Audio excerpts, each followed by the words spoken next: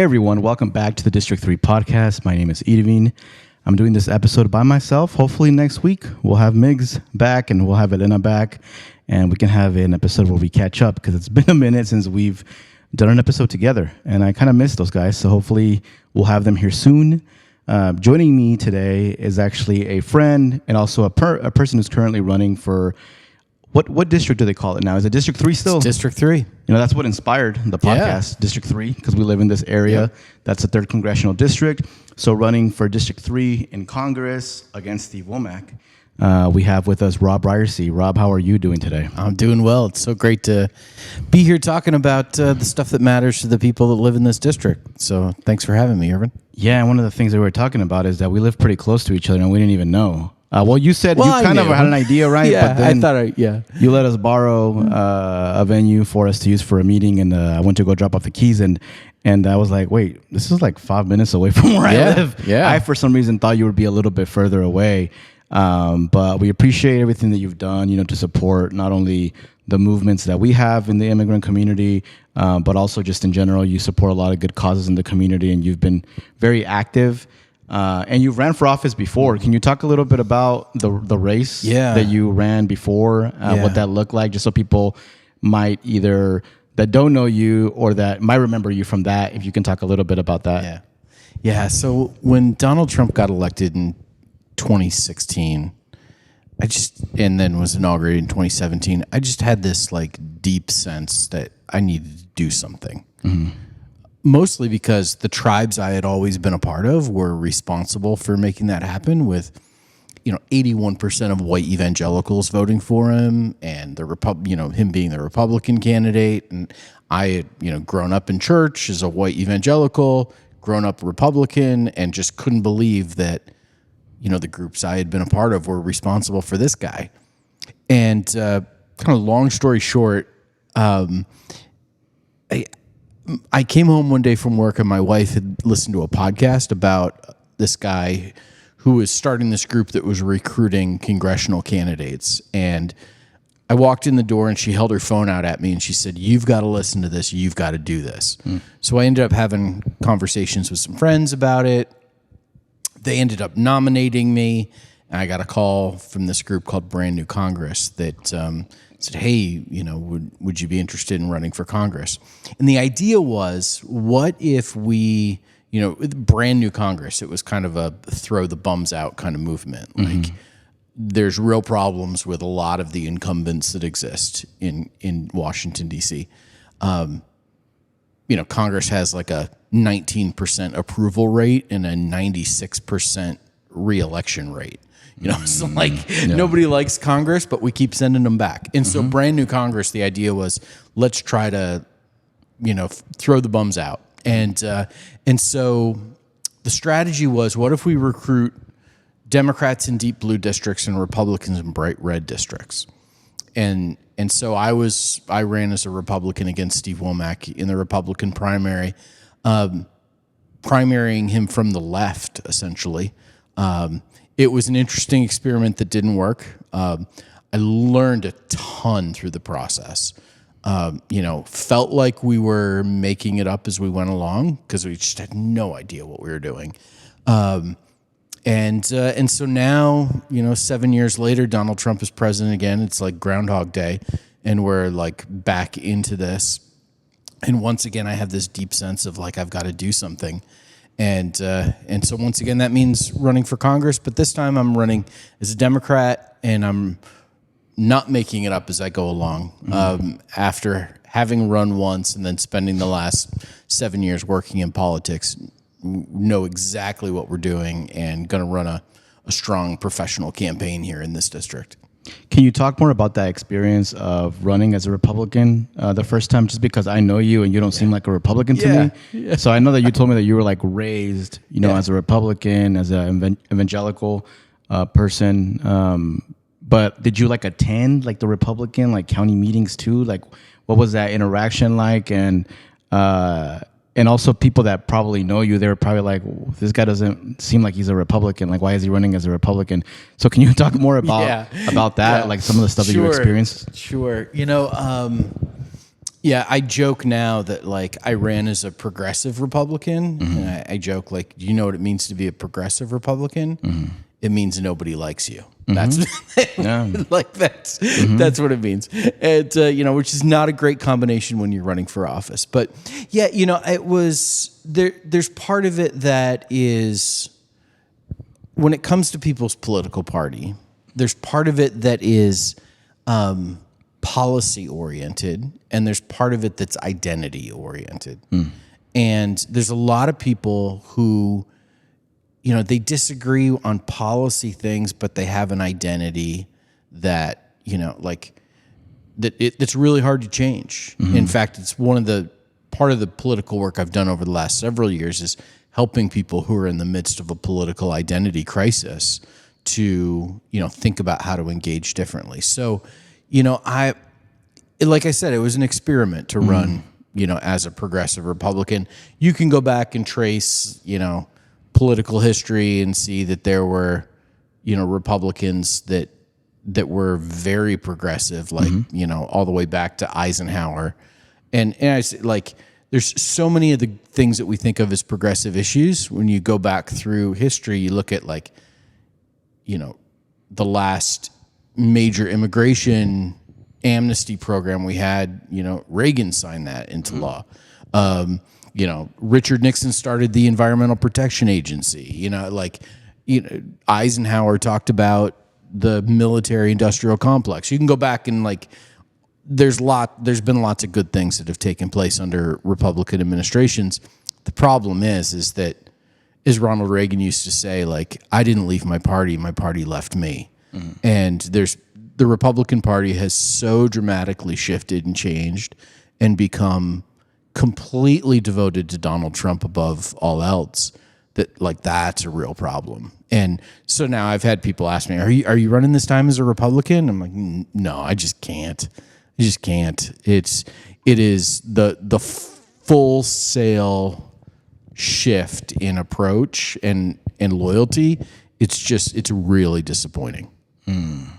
I think, for me specifically, I've never tried to fully identify under a party. When I ran for state rep, I did run as a Democrat. Reason being was because at that time, and still partially today, their platform aligns more with my morals. And then also I built strong connections with Democrats here in Northwest Arkansas and local Democrats specifically. And I saw their intentions of how they wanted to support the immigrant community and how they wanted to look out for, the LGBTQ community and that. Do you see yourself since you're going to be running as a Democrat this time, is there some work you have to do to build trust with local Democrats? Maybe. Have you thought about that? Yeah. I mean, I've spent the last several years working I work with a group called Vote Common Good, which nationally tries to get religious voters, particularly white evangelicals and white Catholics, to vote for Democrats. I worked on the Chris Jones for Governor campaign. Chris Jones and I started a political action committee together called Vortex. And, so I've done a lot of work. That being said, you have to build trust. You have to build trust with everybody. And I think it's important to step beyond the political identity of parties and recognize a couple of things. One, 87% of voters in this district are unaffiliated. They aren't. There's 6% of voters that are registered as Republicans, 3% that are registered as Democrats, and 87% haven't registered with a party. What that tells me is that people are willing to question the party that they vote for. They recognize that they ought to have loyalty above and beyond just party designations. And I want to run a campaign that appeals to that. That's why I'm focused on in this campaign values that we all share. Faith, family, freedom. I should throw football in there maybe. Faith, family, and freedom, these are values that one party has kind of co-opted and tried to own over the years. And I think, in fact, like these are shared values that we all have, like believing in each other, making sure that families are protected and valued in our society and culture, and doing the things necessary to do that, however, whatever form those families take, and then making sure our freedoms are protected because they're absolutely under assault right now. Yeah, Representative Womack is such an interesting character. A lot of us have butt heads with him throughout the years. Like I've shown up, there's video online of me showing up to one of his rallies and like questioning him on immigration, and him never really giving us a direct answer. Him kind of going back to like we have to pass immigration reform, but anytime anything comes up, like he votes against it.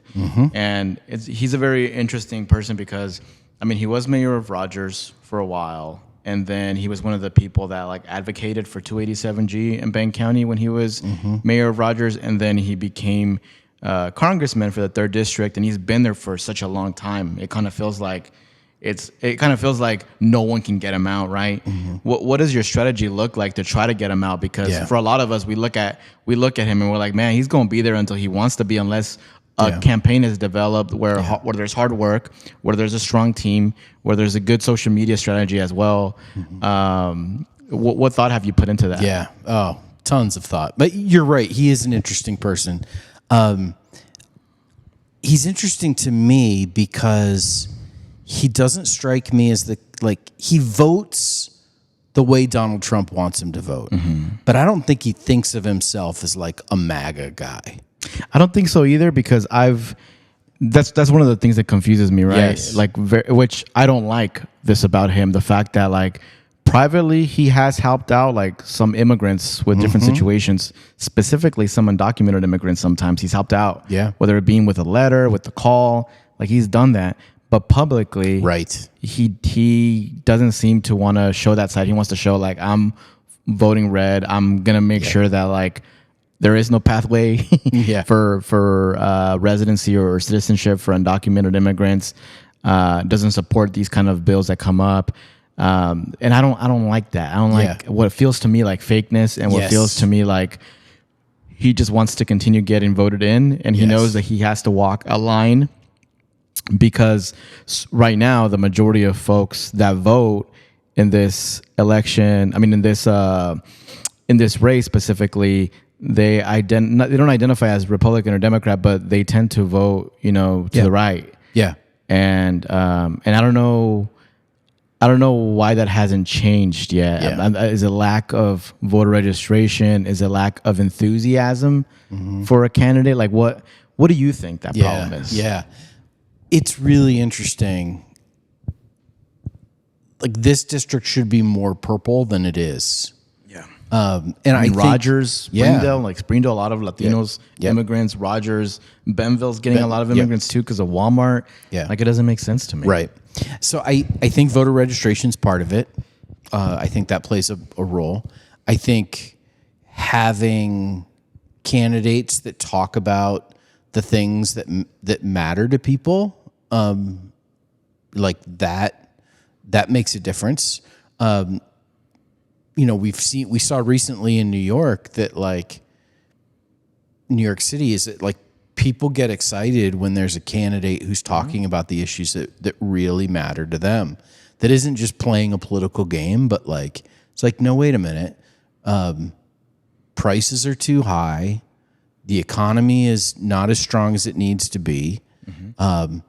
Big corporations and, the ultra wealthy, which we have plenty of here in this district, are a huge factor.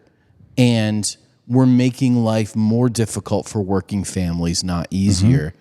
And, when you begin to talk about that kind of stuff, I think people go, yeah, that's somebody who like gets it. And I mean, that's where I come from. Like, I'm not a rich person. I didn't come from a rich family. This has been my experience throughout life too. And, so I think what we've got to do is all of these things. We've got to register new voters. We've got to talk about the issues that matter to people. And we have to be really intentional about the kind of campaign that we run. So like we know to win, we need 12,000 new voters in Benton County. We need 5,000 new voters in Washington County. We need 1,200 new voters in Carroll County.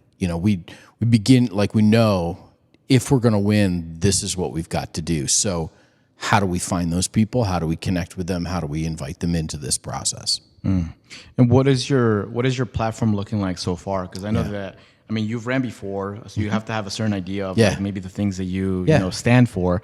But I also feel that you're probably doing a lot of listening right now, trying to see like what are some of the issues that people care about. So what would you say right now, like our focus of your campaign? Yeah. So it's faith, family, and freedom. Faith, the idea that, I've spent 30 years as a pastor. So I have seen like what happens when people believe in each other and work together to solve big problems, like the magic that can happen when people do that. And right now in our society, we have been so divided where we don't trust each other anymore. And I think we've got to recapture like the faith in each other to accomplish big stuff. And that means, making sure everybody participates in the voting process and that's easier for people, not harder. Tackling the huge problems that we need to tackle, like, climate change and, making sure the world exists for our kids and grandkids. So tapping into that faith, that belief in each other is really important.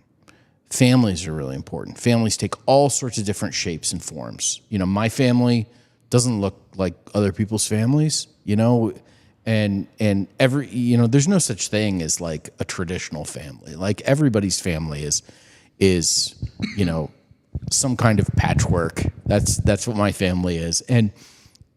But families are under attack.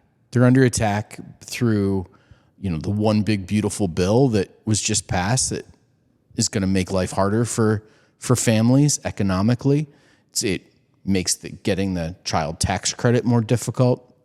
So thinking about what are the things economically that will make a difference in the lives of families, working families.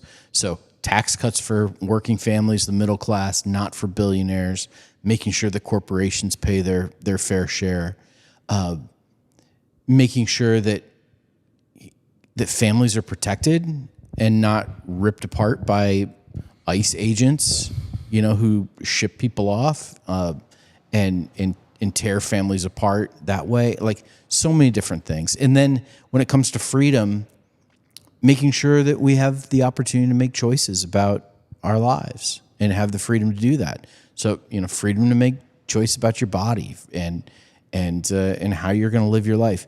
Kids need to have the freedom to come home from school after a day at school. They should have the freedom to go to school safely and return home. Like all of these are issues of freedom. And so I think it's really important that we understand that, we've got some big challenges, but we've got to keep the focus on, how these challenges are affecting families and how they're affecting our freedom, and say, no, we've got to do a better job. We've got to do what's in the interest of everybody, not just the billionaires, the big corporations, and the political donors. I think it was last week or the week before, you posted on social media that you're running for Congress. What has the feedback been like for you since you announced? Yeah, it's been good. It's been fine. When I ran in 2017, 2018, there was a lot of craziness and like never having done it before. Everything felt like a big deal. And this time around, just trying to keep a level head about all of it, that like, okay, not everything's a big deal. We're just going to do the work that we need to do and get the message out and connect with voters and raise the money we need to raise and all of that. So that's the focus that we've got, like not trying to, hopefully the highs won't be too high and the lows won't be too low, because it's an emotional roller coaster when you run for office. This, having run, like 1 minute you're like, I could win this thing. And the next minute you're like, this is the biggest mistake I've ever made in my life. And you just like bounce back and forth between those things. So I'm trying to keep in mind that like, hey, this is just when you're running a strong professional campaign, you go through these steps and you do these things. And, so that being said, response has been really good, really positive, and I'm excited about that. And I'm looking forward to, spending the next 18 months trying to make the case to as many Arkansans as possible that, hey, we deserve someone who will actually represent us in D.C., not someone who seems to be either in it for himself or in it for Donald Trump or in it for like his Walmart donors. I don't know. I know there's been like rumors of other people possibly running like as a Democrat for this race, like a primary for you. Like what would you be excited about that? Would you look? Yeah, I'm guessing you would prefer not to have one, not to have a primary opponent, right? Because of resources, because resources get spent during that.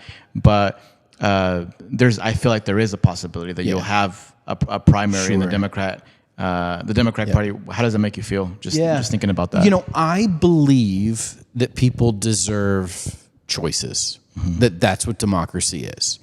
I don't believe the seat belongs to anybody. It's a pet peeve of mine if somebody says, "Oh, you're running for Steve Womack's seat." No, Steve Womack doesn't own this seat. Like, this seat belongs to the people of this district. There's no such thing as somebody's seat. So I fundamentally believe that people ought to have choices. So if there's a primary, okay, great. That people are going to have choices, and it's going to give us, if I can't win a primary, I can't win the general election. So, it's going to give us the opportunity to put into practice what we're trying to do with the campaign. And, I believe democracy's better when more people run for office. So, yeah, great. How would you say your experience with specifically Vote Common Good is helping you in this race? Yeah. So Vote Common Good tries to get religious voters to support Democrats. And there's primarily two things that we do. One is voter outreach, where we help those people who are going through political identity crisis kind of find a new on-ramp for political engagement. The other thing is we work with candidates. We've got candidate training, and we do events all over the district and all over the country, and in-district events and all sorts of stuff. So I think both of those things have really helped me. One is I think I've got a good sense of what a lot of the voters here in this district, how they think, and where they're at, what their perspective is, and what opportunities exist to help them engage in a new way. And I've had a front row seat for a lot of really amazing campaigns. Been able to be all over the country, been able to work with candidates all over the country. And that gives me a lot of hope. One of the things that we talk about at Vote Common Good, and that we're going to try to do in this campaign, is, we talked about political identity. I think that behavioral change happens before identity change happens. So, I'm not trying to make more Democrats through this campaign. I'm trying to get elected to Congress so I can represent the people of this district. So one of the things I want to do is give people a permission structure to vote for me without necessarily changing their political identity. So you say, listen, I'm not asking you to become a Democrat. I'm asking you to vote for me in this election. And what people will do is they'll say something like, I would never vote for a Democrat, but I would vote for him, or I would vote for her. They give themselves permission to make an exception. And that's, I want to be that kind of, what we call at Vote Common Good, exceptional candidates, the kind of candidates that someone's willing to make an exception for. Because to win this race, we've got to do that. And I think talking about the kinds of issues that really matter, that will make a difference in people's lives, talking from a values perspective of how, there's a lot of things in life that, we might have different approaches of how we implement things, but on a values level, we love and believe in the same things. And I think that's the way to, be an exceptional candidate and to be authentic and real. Like, listen, I grew up in fundamentalism. I spent a lot of years as a pastor in fundamentalist churches. I did a lot of that while I was in the midst of like a deconstruction, which was, a fancy word we use now, but didn't use back 20 years ago when I was in the middle of it. And I faked it because if I said what I really thought, it would cost me my job as a pastor. And I got to the point where like I can't fake it anymore. And I'm not gonna fake it on this campaign either. Like, I'm gonna talk about the stuff I really believe. I'm not gonna pander and play politics. I'm gonna be myself. And I think when that combination, hopefully, will be appealing to folks. So I've known you for a few years, right? And I've seen you show up, for the immigrant community in multiple different ways. So I know you, and that's why I trust you to, be on our platform and talk about what your campaign's going to look like. For those that don't know you, though, like for the folks in the immigrant community, that includes Latino, includes Marshallese, includes every other kind of immigrant in the area or children of immigrants.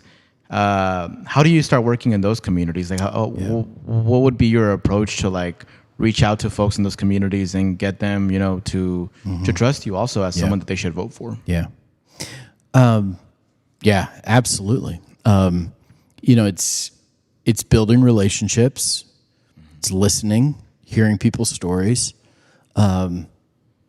sharing my perspective. So, people know that I'm trying to understand. I've got, listen, I totally get that I'm a straight white guy, so like, there's so much I don't understand. And, my daughter, I've got a daughter who's adopted.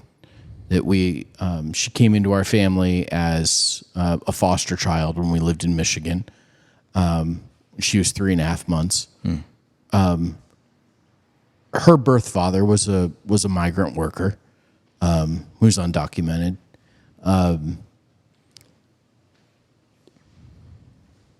So like I'm on the one hand, like I'm not personally affected by this stuff, but one of the people I love more than anything in the world is, and so it matters. I've spent a lot of time down at the border. I've with Vote Common Good, we've taken both candidates for office as well as faith leaders to the border to see the wall, to see the work that's being done. Spent time on both sides of the border, meeting with people who are seeking asylum and hearing their stories. Radically change my perspective on so much. Like what I realized is that like the stories that we hear on the news are like, they're just not accurate at all. They're not true to like what is actually happening there.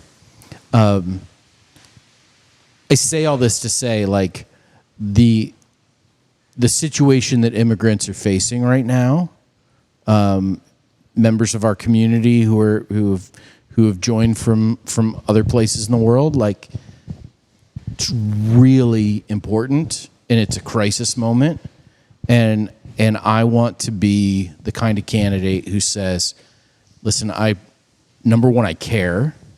Number two, I'm listening and want to understand. And number three, I'm going to be an advocate and an ally. I might not, I probably won't do that perfectly because I'm a straight white guy. But at the same time, I'm gonna do everything I can to learn and to make sure that all the people of this district get represented. if people can hear some noise in the background, it started pouring rain here. It is. I don't know why. It is. Man, we've this season that we're in, like it just won't stop raining in Northwest Arkansas. It's crazy. I guess that's good for people that care about like their plants and their trees, and it's very green. Yes, I haven't been able to mow my lawn in like a week and a half. It's a jungle. So we're recording here from Vintage Fellowship, which is your institution where you're a pastor at. This institution is centered in downtown Springdale, where a lot of this like ICE activity, a lot of the stuff that's happening with immigrants, a lot of organizing is happening around here. So I find it very unique, the fact that you're centered here and you're probably going to be able to be exposed to a lot of what this community is about. And you live in Springdale too. So I mean, there's that level to it too, right? Yeah. But I think with this campaign in general, I think it's good for you to be here. And to be able to connect with everything that's happening, because there's a lot happening in downtown Springdale. Absolutely, yeah. I love Springdale. We have lived in Springdale for 20 years since we moved here. My kids are products of Harp Elementary, and one graduated from Springdale High, 2 graduate from Don Tyson School of Innovation. We've got one more now who's starting her 5th grade year at Harp. I love Springdale. I love the diversity of our community. I love the different perspectives. It's fantastic. And it's like, listen, when you run for office, and this is a little secret, a little window into like what it's actually like. As soon as you announce that you're running for office, your email box is flooded with consultants who want you to hire them. And there's a whole political industrial complex based out of Washington, D.C. of people whose jobs it is to run campaigns. And listen, great, more power to you. I'm not interested in like a DC focused campaign. I'm interested in like what's happening in the lives of people in Springdale, in Fayetteville, in Huntsville, in Fort Smith, in Eureka Springs, in Bentonville. Like that's what the focus of this campaign is, and being very centered on where we live. Because this is my home. This is where I live. And I know you're already going to do this, but it's just so key for developing a campaign team, specifically in this district, for it to be diverse. Yes. Right? For it to represent what the community here looks like. Yes. You've put thought into that. You've put a thought into, when you create your campaign team, that it does have to have people that speak Spanish, that it does have to have possibly volunteers that speak Marshallese in order to be successful, right? Because as you know, this race in general is somewhat of an uphill battle for a Democrat to win historically. And sometimes people listen to me and sometimes people don't when I give them this advice, but it's like a diverse campaign team needs to be built to win this race. There's like no way around it. Yes. You cannot win this race. And I'm not talking about you specifically. I'm talking about like all the candidates that have ran as a Democrat for this race in the past without diversity starting in your own team. Yeah. Right. And like I said, I'm guessing you've already put some thought into this. And I know you have because we've had conversation about it. That's right. That's right. Yeah. And one of the things I learned from you, Irvin, back in 2018, you held a forum at the Jones Center talking about immigrant issues, and you asked candidates to make a pledge to care about those things, including to have their website in Spanish. And I remember sitting there in the auditorium at the Jones Center, and that was a busy day for me. That was one of in the course of that campaign, that was one of the highlight days that I'll never forget for a variety of reasons, including going to the Marion County Republican Party gathering at the end of that day and that craziness that took place. But on that day, I went to that forum and made that pledge and realized, like, it was like one of those like hit your head moments of like, why didn't I think of this before? Like, of course my website needs to be available in Spanish. And so immediately went to work at making that happen in 2018. And now, like, as we've launched the campaign already, campaign website's in Spanish. It's in Marshallese. Because that stuff matters. Like, people have to, like, a candidate who wants to represent people has to, like, put in the work to say, hey, like, you matter enough that I'm going to make sure that this has the opportunity to communicate with you. Yeah. And the campaign team, absolutely that's important, because you need the various perspectives, you need the different voices, you need the different life experiences that are going to inform, okay, how do we talk about this? Where do we go? What are our what resources do we, prioritize in different ways? All of that stuff matters, and having people who, because of their different upbringings, their different backgrounds, have different perspectives, like, that's important for everybody to hear. So yeah, it's super important. You talked a little bit about the campaign in 2018 and maybe how you did things back then that maybe you wouldn't want to do today.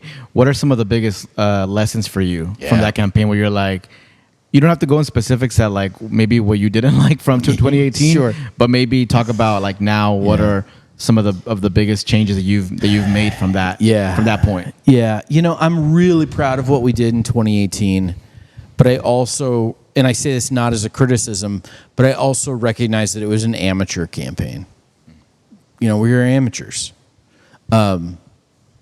This time we're going pro, and that's kind of the attitude I've got about it. So that means, making sure we've got a team of people, and it's not just centered on me and a campaign manager. Like, we've got to have people that are engaged and helping out. Not getting super emotionally involved in everything, trying to, as much as possible, get off that emotional roller coaster. That's for me personally.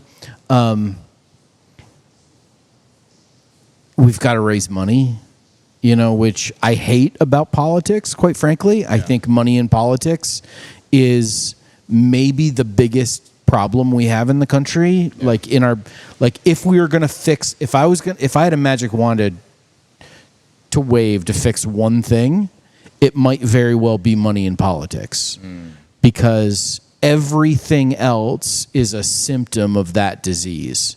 Like, the $49 billion $45 billion that's in the one big beautiful bill for new detention centers for ICE is because 75% of the detention centers that ICE uses are run by for-profit prison companies. And for-profit prison companies are a major donor to political candidates.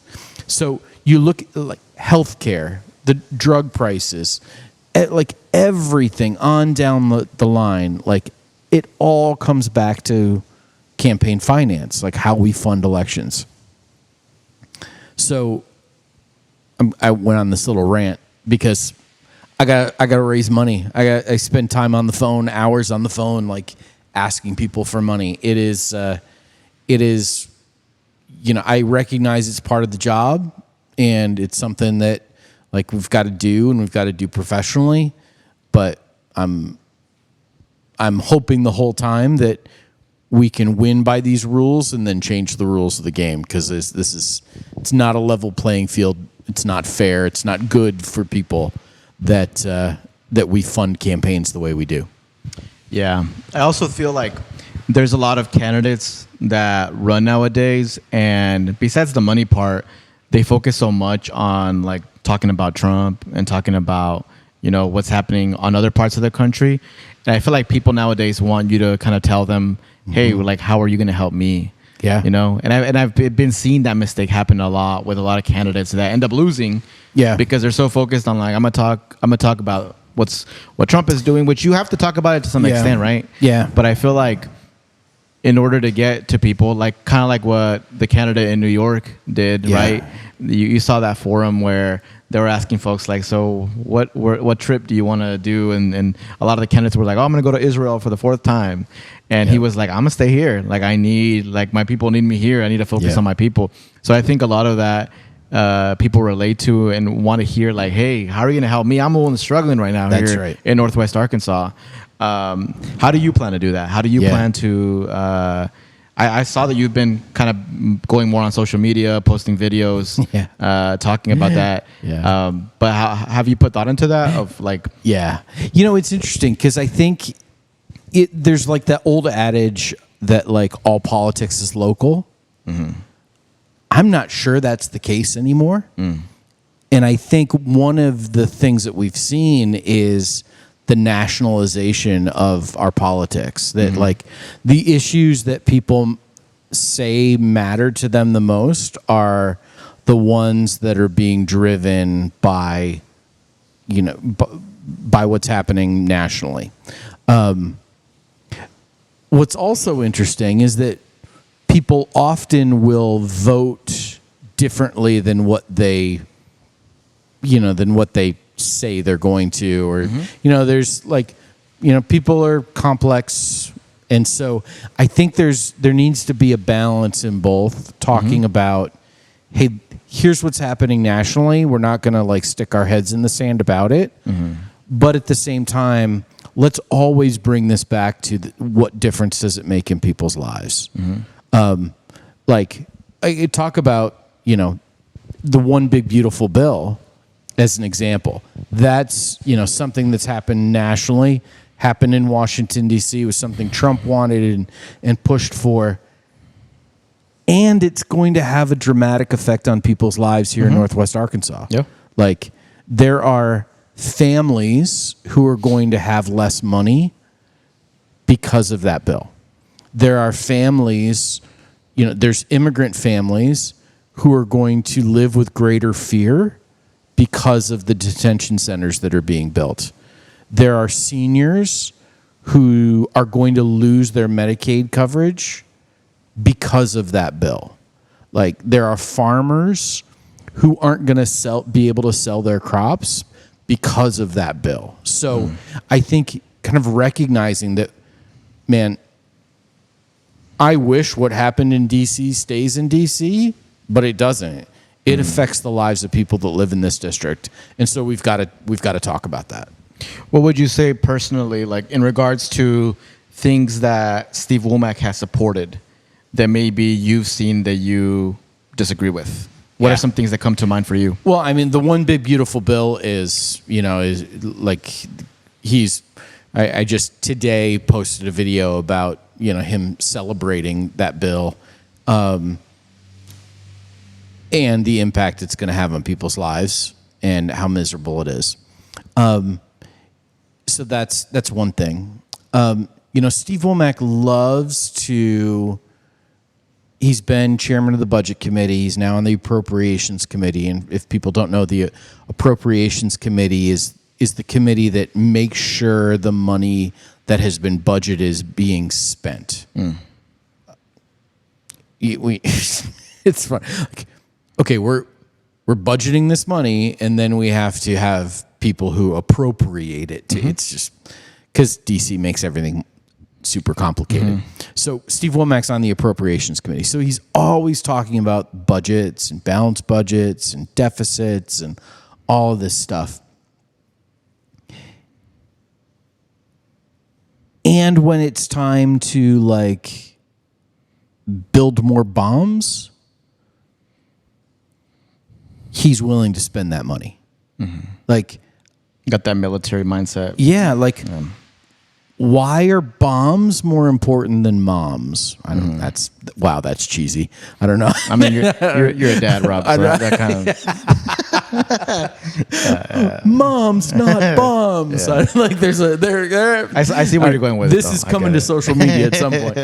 Like why? Like why is there always money for the military and not money for healthcare? Why is there always money for the military and not for education? Why? Like, So those are like, that's super frustrating to me. And then also, I mean, you see a lot of housing insecure veterans too. Yes. You know, like it's kind of like, why are we not taking care of our veterans? Yes. Like people say during campaign season, right? Like specifically when they talk about undocumented people, they'll be like, we shouldn't be supporting undocumented people. We have people here at home, like homeless veterans that we should be supporting.